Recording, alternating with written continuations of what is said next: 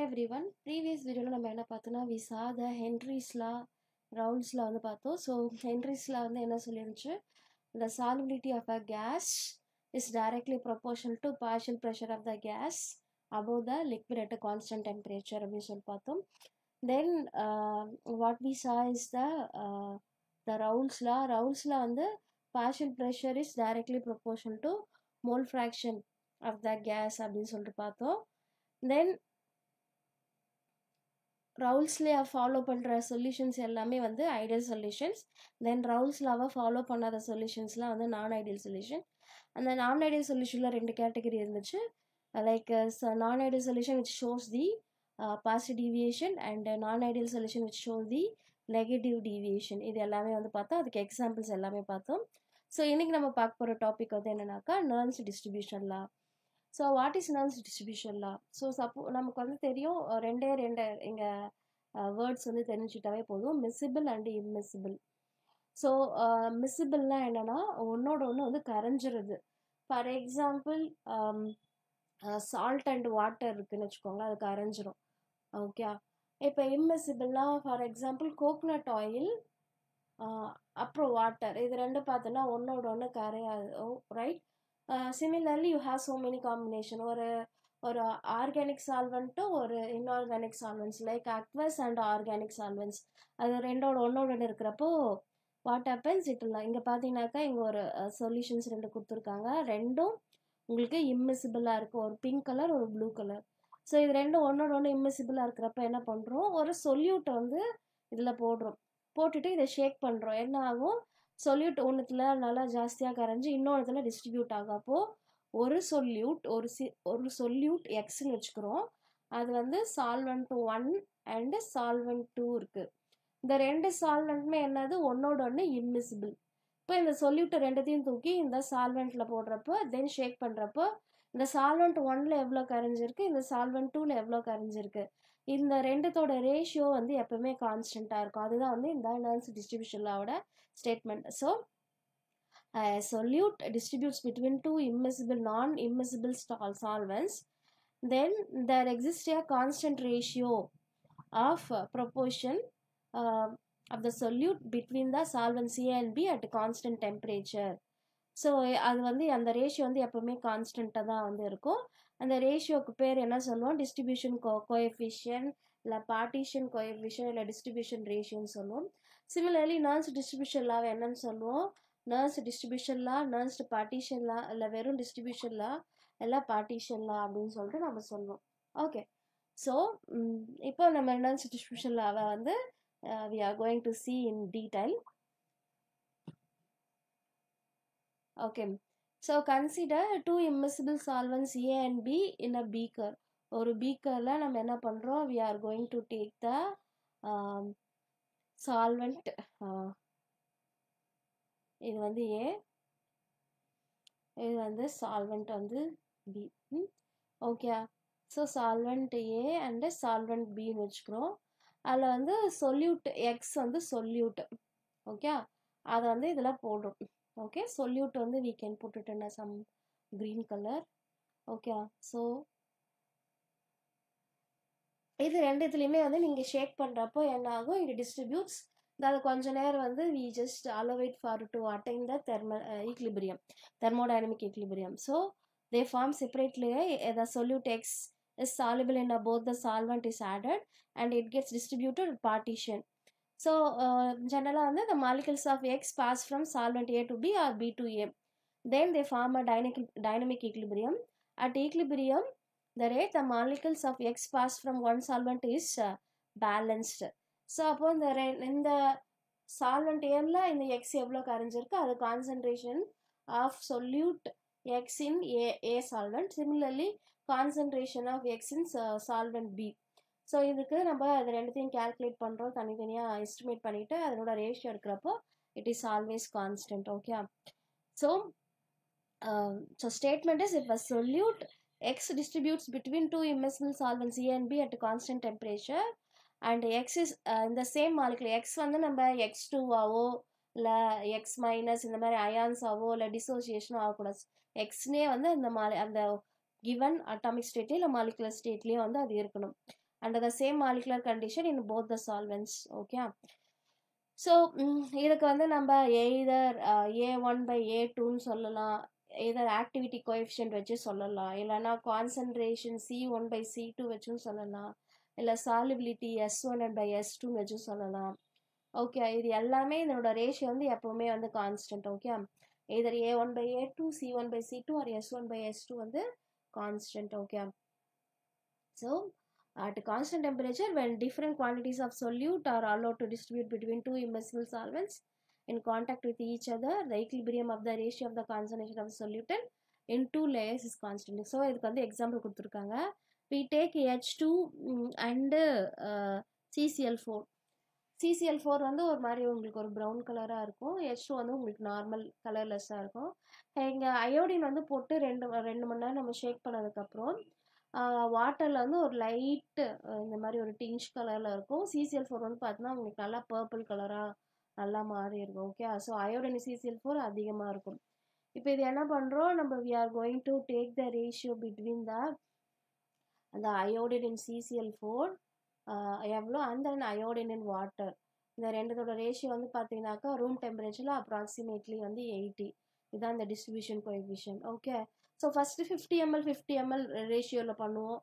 அடுத்து வந்து 60 ml CCl4 and 40 ml water, அந்த ஒரு இதில் பண்ணாலும் நீங்கள் ஜஸ்ட் டூ இட் இந்த டிஃப்ரெண்ட் ரேஷியோலையும் ஒரு தடவையும் அந்த நீங்கள் அந்த பர்டிகுலர் லேயர்லேருந்து நீங்கள் அயோடின் கால்குலேட் பண்ணி வேற ஒரு லேயர் கூட நீங்கள் அதையும் கால்குலேட் பண்ணி ரேஷியோ எடுக்கிறப்போ அட் கிவன் ரூம் டெம்பரேச்சரில் 18 தான் சொல்லிட்டு வரும். இது வந்து நம்ம ஒரு யூஜியில் we do this experiment to verify the Nernst distribution law. தென் இதனோட தெர்மோடைனமிக் டெரிவேஷன் இருக்கு. ஓகே, ஸோ இது வந்து என்னன்னா we just imagine a solute X is distributed between the two solvents. Okay, 1 and 2ன்னு வச்சுக்கிறோம். ஸோ 1 வந்து A and 2 வந்து B. So அதனோட chemical potential இருக்குது. சால்வெண்ட் ஏக்கான இல்லை 1 ஆர் ஏக்கான கெமிக்கல் பொட்டென்ஷியல் வந்து μ1 வச்சுக்கிறோம். சால்வெண்ட் 2 ஆர் பி அதனோட கெமிக்கல் பொட்டென்ஷியல் வந்து μ2ன்னு வச்சுக்கிறோம். ஸோ ரெண்டுத்தையும் நம்ம ஷேக் பண்ணிட்டு என்ன பண்ணுறோம், we allow it for to attain the equilibrium. அப்போது அது ஈக்லிபிரியம் அட்டைன் ஆன பிறகு என்ன ஆகும், ரெண்டு லேயரும் ஒன்று மீட் ஆகும். அப்போ வந்து we say the chemical potential of the solvent 1 is equal to chemical potential of the solvent 2. Then chemical potential for the solvent 1 என்னன்னு சொல்கிறோம், standard of chemical potential of solvent 1 plus RT ln A1ன்றது activity of solvent 1. Similarly μ1 μ2 not plus RT ln A2.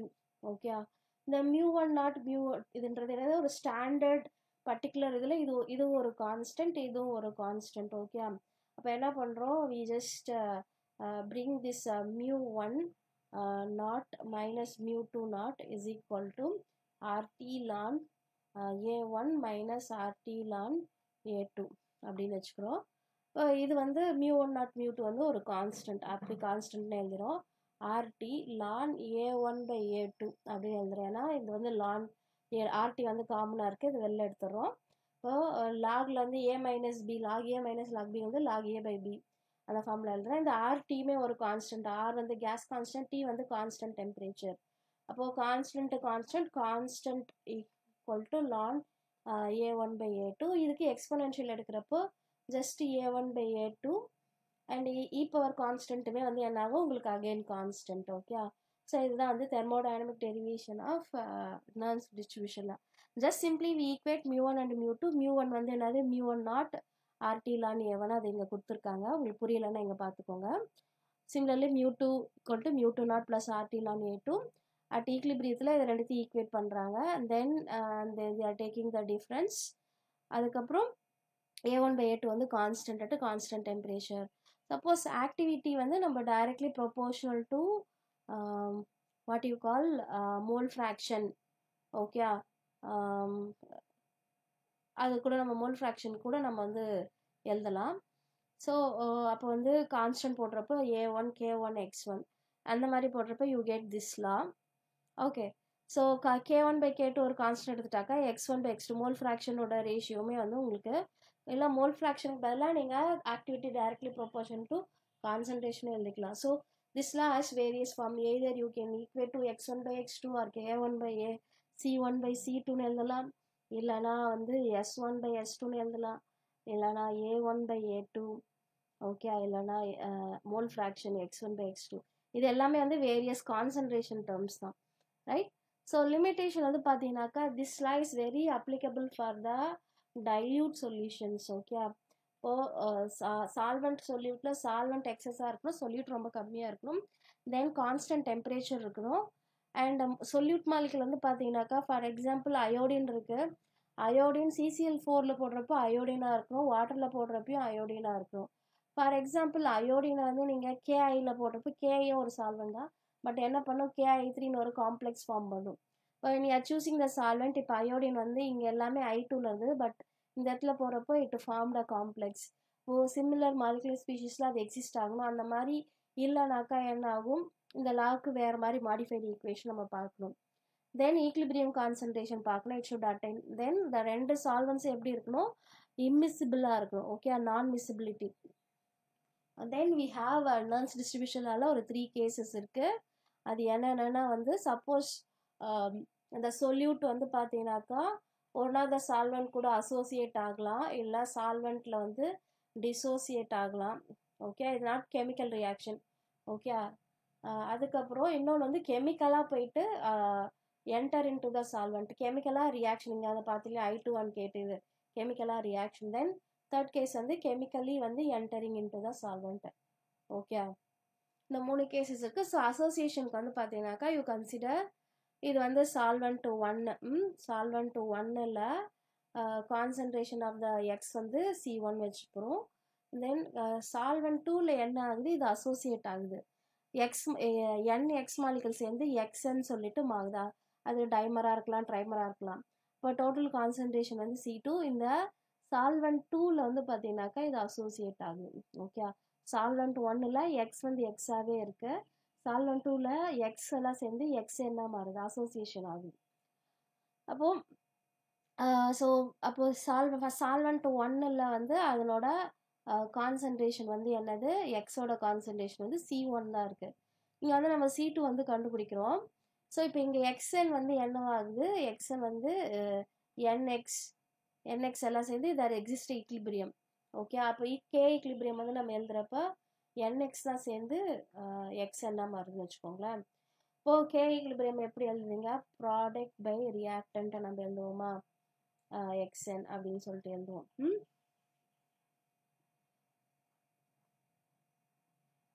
Okay, K equilibrium. தென் நமக்கு எனக்கு வந்து K equilibrium வந்து வேணும், XN power N, okay, power Nல எழுதுவோம். So what I have is the X power N equal to XN by K equilibrium. So இந்த K equilibrium வந்து ஒரு கான்ஸ்டன்ட் இன்ட்டு XN எழுதலாம், X power N, X equal to nth root of XN, okay. இப்போ C2 வந்து X வந்து nth root of XN. So அதை வந்து இங்கே சப்ஸ்டியூட் பண்ணுறோம். அப்போது சால்வெண்ட் 1ல் கான்சன்ட்ரேஷன் C1 ஈக்குவல் டு எக்ஸாக இருந்தது, C2ல் வந்து என்னவா இருக்குது, எக்ஸ் வந்து nth root of XN இருக்குது, ஓகே. இதை தான் வந்து ஈக்குவேஷனில் சப்ஸ்டியூட் பண்ண போகிறோம். So for example like NX root C2 அப்படின்னு நம்ம எழுதுறோம், ஓகே. எக்ஸ் வந்து nth root of C2ன்னு இருக்குன்னு எழுதுவோம். ஸோ இப்போது அசோசியேஷனில் வந்து KD வந்து எழுதுறதுக்கு எப்படி இருக்குது, C1ல் நோ சேஞ்சஸ் இல்லை, ஆனால் எக்ஸ் வந்து எப்படி இருக்குது, nth root of C2ன்னு சொல்லிட்டு இருக்குது, okay. So for association this is the formula. அடுத்து டிசோசியேஷன் என்ன ஆகுது, சால்வெண்ட் 1ல் எந்த சேஞ்சஸ் இல்லை, இப்போ கான்சன்ட்ரேஷன் வந்து C1 தான், molecule exist as a X, okay. இங்கே இதில் வந்து என்ன ஆகுது, டிசோசியேட் ஆகுது. இப்போ நம்ம இங்கே வந்து ICF ஃபார்முலா வந்து யூஸ் பண்ணுறோம், X gives A + B. So first initial concentration வந்து 1ன்னு இருக்குது, இது 0 இருக்குது, மைனஸ் ஆல்ஃபா அமௌண்ட் ஃபார்ம் ஆகுது, டிசோசியேட் ஆகுது, இங்கே ப்ளஸ் ஆல்ஃபா அமௌண்ட் வந்து ஃபார்ம் ஆகுது. தென் 1 மைனஸ் ஆல்ஃபா, டோட்டல் வந்து 1 minus alpha, alpha alpha. Then என்ன பண்ணுறோம், அந்த டைமில் கான்சன்ட்ரேஷன் வந்து C2ன்றதுனால C2ஆல் மல்டிப்ளை பண்ணிக்கிறோம். Okay, then we write the K equilibrium which is equal to product concentration AB divide by X இல்லையா. அப்போ K equilibrium equal to C2 alpha into C2 alpha divide by C2 into 1 minus alpha. C2 cancel out ஆகிடும். So but anyway நமக்கு எக்ஸுக்கான concentration தான் வேணும், but நமக்கு அந்த equilibrium constant தேவையில்லை. இப்போ எக்ஸோட கான்சன்ட்ரேஷன் எப்படி இருக்குது, C2 into 1 minus alphaன்னு இருக்கு. ஓகே, ஸோ அப்போது சால்வெண்ட் 1ல் எக்ஸோட கான்சன்ட்ரேஷன் வந்து என்ன, சால்வெண்ட் 1ல் C1 இருக்கு. இதே சால்வெண்ட் 2ல் எக்ஸோட கான்சன்ட்ரேஷன் என்ன இருக்குது, C2 into 1 minus alphaன்னு இருக்கு. இப்போ இதனோட ரேஷியோ எடுக்க போகிறோம். ரேஷியோ எடுக்கிறப்போ சால்வெண்ட் 1ல் எக்ஸோட கான்சன்ட்ரேஷன் என்ன, சால்வெண்ட் 2ல் அந்த ரேஷியோ எடுக்கிறப்போ then C1 by C2 minus alpha. அதுதான் வந்து இப்போ K டிஸ்ட்ரிபியூஷன் ஈக்குவல் டு X1ல் எவ்வளோ கான்சன்ட்ரேஷன், சால்வெண்ட் 1ல் எவ்வளோ கான்சன்ட்ரேஷன், சால்வெண்ட் 2ல் வந்து எக்ஸோட கான்சன்ட்ரேஷன் இதுதான். Okay,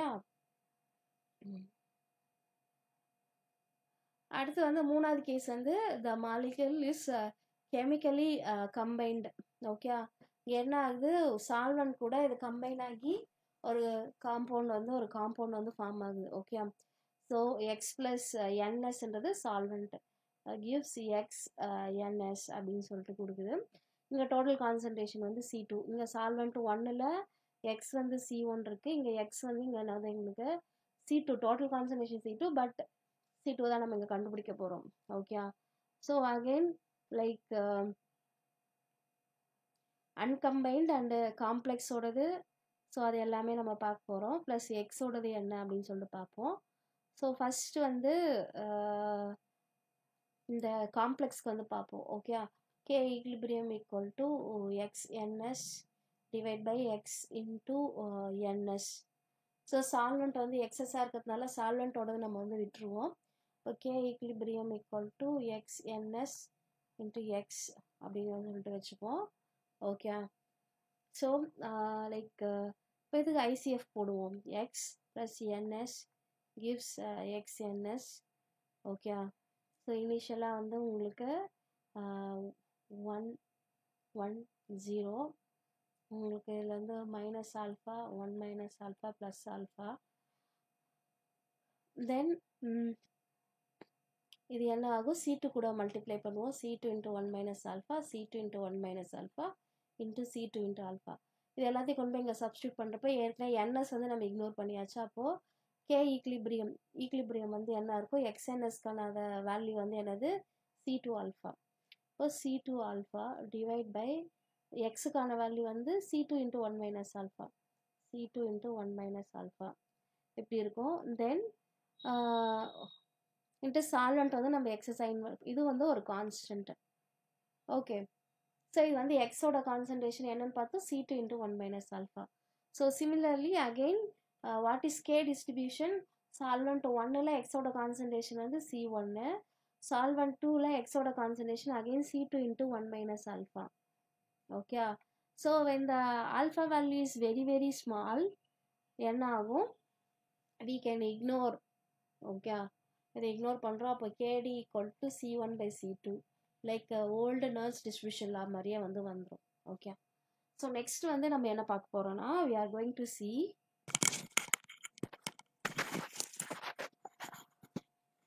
going to see the application of distribution law.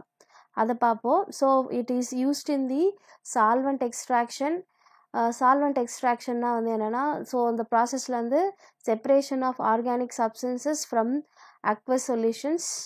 Okay, அப்போ ஒரு like you have organic compound இருக்குது. ஆர்கானிக் காம்பவுண்ட் வந்து அக்வஸ் அண்டு ஆர்கானிக்கில் வந்து கரைக்கிறப்போ வந்து ஆர்கானிக் பிக் சால்வெண்ட்டில் தான் வந்து இது நிறைய கரையும். அப்போது எது அதிகமாக கரையுதோ அதில் கரைஞ்சி அதுக்கப்புறம் என்ன பண்ணுறோம், டிஸ்டில் பண்ணி அந்த காம்பவுண்ட் வந்து பிரிப்போம்.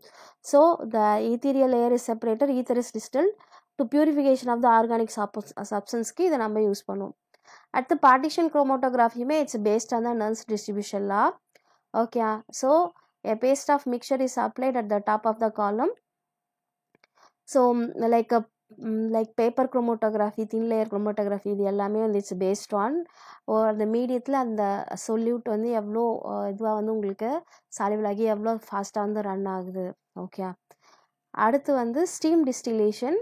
ஸோ ஸ்டீம் டிஸ்டிலேஷனுமே வந்து அதே தான். லைக் ஒரு organic compound is more soluble in the organic phase and then இந்த வாட்டர் ஃபேஸ். அப்போ என்ன பண்ணுறோம் நம்ம, we are doing that steam distillation. Organic compound will distribute between the water and organic phase. The ratio of their concentration reaches equilibrium. So some of the organic compound will carried away by the steam. So அந்த ஸ்டீமில் போயிட்டு என்ன பண்ணோம், திருப்பி லீவிக் கண்டென்ஸில் cool பண்ணி என்ன பண்ணுவோம், we get the pure compound and it get concentrated in the distillation flask. So by condensing the steam and the organic compound, the mixture can be separated using a separate funnel with the water and organic compound from the distinct layer. At the Park process, நம்ம ஏற்கனவே Pattinson process பார்த்தோம். Like BP and AG இருந்துச்சுன்னா அதில் வந்து எப்படி வந்து BP வந்து ஏஜ்லேருந்து பிரித்து எடுக்கிறதுன்ட்டு. பட் இது வந்து பார்க் ப்ராசஸ். இது என்னென்னா வந்து மோல்டன், இது கூட ஜிங்க்கை நம்ம ஆட் பண்ணால் அது வெறும் பிபி அண்ட் ஏஜ்னால் வந்து உங்களுக்கு வந்து என்னது பேட்டின்சன் ப்ராசஸ். இந்த ஜிங்க் வச்சு நீங்கள் செப்பரேட் பண்ணால் அது பேர் வந்து park process. So when molten zinc is added to the molten lead containing the silver, the zinc and lead form a immiscible layer. So ஜிங்க்கும் பிபியும் சேர்ந்து ஒரு immiscible layer ஃபார்ம் பண்ணோம்.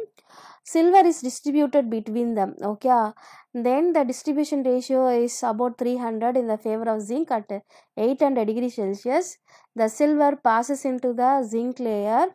On cooling, the zinc layer and alloy of silver and zinc separates.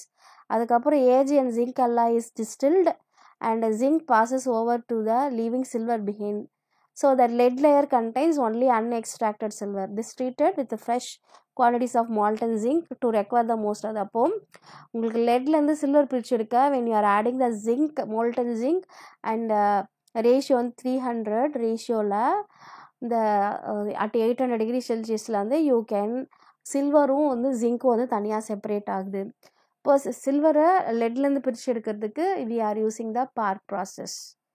அதேமாரி bromide and iodide. So நீங்கள் ஒரு salt இருக்குன்னா, நிறைய மல்டிபிள் சால்ட்ஸ் இருக்குன்னா சால்ட் சொல்யூஷனில் அதை வந்து நம்ம குளோரின் வாட்டர் கூட ட்ரீட் பண்ணுவோம். Small quantity of bromine and iodine is liberated. This solution is shaken with the chloroform. Chloroform வந்து வாட்டர் கூட இம்மிசிபிளாக இருக்கும்.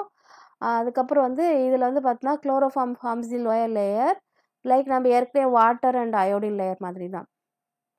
So the free bromine and iodine is more soluble in the CCl4. இது water.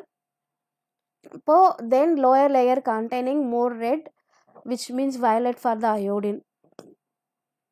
Okay, so உங்களுக்கு given சால்ட்டில் bromide and iodide வந்து இருக்கா இல்லையான்னு செக் பண்ணுறதுக்கு யூ கேன் யூஸ். அதுக்கடுத்து டிஸ்ட்ரிபியூஷன் இண்டிகேட்டர். ஸோ அயோடின் பார்த்தீங்கன்னாக்கே distribute in still with the carbon sulfide than in water.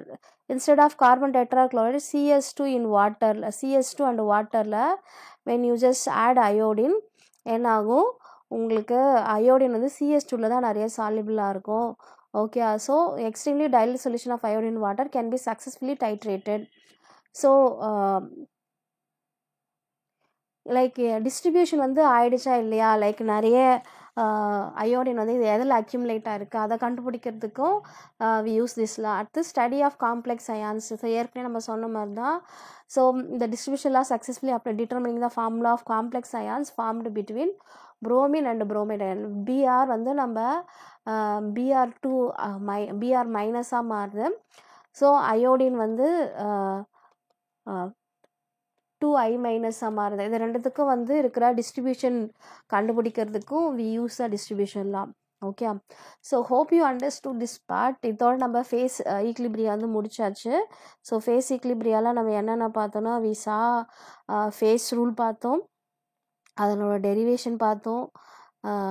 அதுக்கப்புறம் வந்து ஒன் காம்பனண்ட் சிஸ்டத்தில் வந்து H2O அண்ட் சல்ஃபர் பார்த்தோம். 2 காம்பனண்ட்டில் லெட் சில்வர் பார்த்தோம்.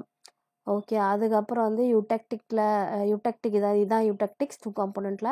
அடுத்து காம்பவுண்ட் ஃபார்மேஷனுக்கு வந்து நம்ம என்ன பார்த்தோன்னாக்கா விசா